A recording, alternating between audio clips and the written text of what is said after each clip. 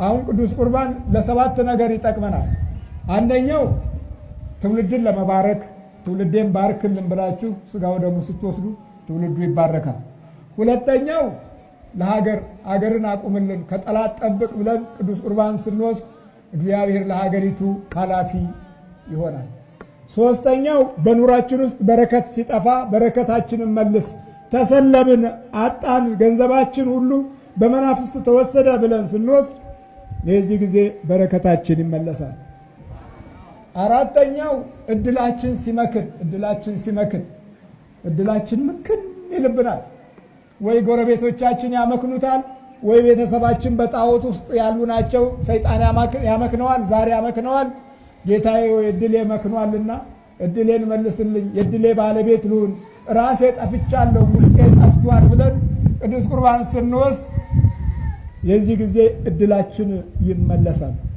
አምስተኛ ጠላት ሲከበን ሲወረን በብዙ መንገድ ሲያጠቃን በግልም በማህበራዊ ሕይወትም ክፉ ፍጥጫዎች ሲበዙብን የክርስቶስ ሥጋና ደም ስንወስድ የዚህ ጊዜ ጠላት ዝም ይላል።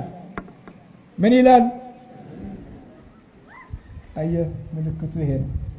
በእስራኤሎች ኦት ይሉታል። አሌፉን ሲጠቀሙ ኦት፣ አንተ ምልክት ስጠን ማለት ነው። ይሄ ምልክት ደግሞ ምንድነው? ማንነትን ማግኘት ነው። ማንነትህ እየጠፋ የምትኖረው ኑሮ ሁሉ ግብ የለውም፣ ዓላማ የለውም። ማንነታቸው የጠፋቸው ሰዎች መሪዎች ሲሆኑ እንዲህ ተዝረክርከን ብልሽት ነው የምንለው። ትርፋችን ስድብ እንጂ ጸጋና ሞገስ አይደለም። ትርፋችን ውርደት እንጂ እንከንና ጥፋት እንጂ በጎነት የለም። የጽድቅ ጌታ ኢየሱስ ክርስቶስ ለዚህ መጣልን።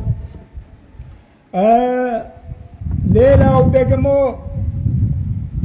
ስድስተኛው ቅዱስ ቁርባን ስንወስድ ስድስተኛው ጎረቤቶቻችን ወይም ደግሞ ቤተሰባችን ወይም ሌላው ጉስቁልና ውስጥ ሲወድቅ ጌታ ሆይ እባክህ እየጎሰቆለ ነውና ከድህነት ጉስቁልና ታደገው ብለን ለሌላው ቅዱስ ቁርባን እንወስዳለን።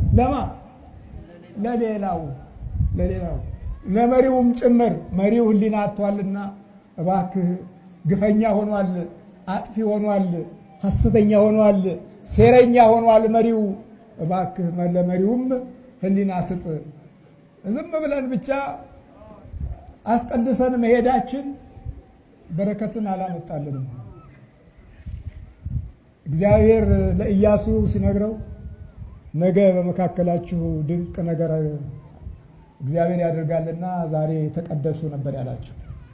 ለመሪውም ለጎረቤቱም ጠማማ ለሚያስቡትም ዓይናቸውም ሆነ ሕሊናቸው ቡዳ ለሆኑትም ቅዱስ ቁርባን ስትወስዱ ሕይወታቸው ከእናንተ ላይ አያርፍም።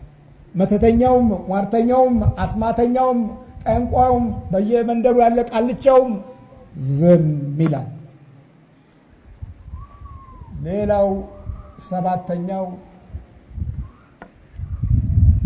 ቀጣዩም ትውልድ ለ400 ዓመትም ይሁን ለ300 ዓመት እድሉን ማየት እንድትችሉ ነው። እየሰማችሁ ነው። አብርሃም ለ400 ዓመት አየና ወይኔ ብሎ አለቀሰ።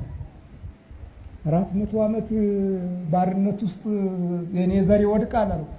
አዎ የጨለማው ጊዜ አለና ያንን ጊዜ የሚያልፉት ከባርነት በኋላ ኃያልነት አለ አለው። ይሄንን ተስፋ አደረገ። ከባርነት በኋላ ኃያልነት አለ።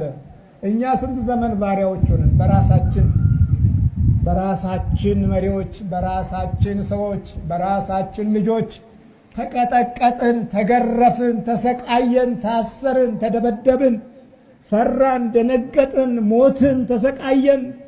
በየጫካው በየጥሻው ተጣልን፣ ወደቅን፣ ተቀበርን። ስንት ዘመን ያ እንደ ወገን መሆኑ ቀርቶ እንደ ጠላት ወገን እየተቆጠረ የትም ቦታ ሲጣል፣ ይሄ ጽድቅ ነው? ይሄ ነው ክርስትናችን? የክርስትናችን ዋጋ ከዲያብሎስ ጋር እንዲህ ተሳስረን መኖር ነው። እንግዳ የሚሆንብን ነገር የሆነው አሁን ይሄ ነው።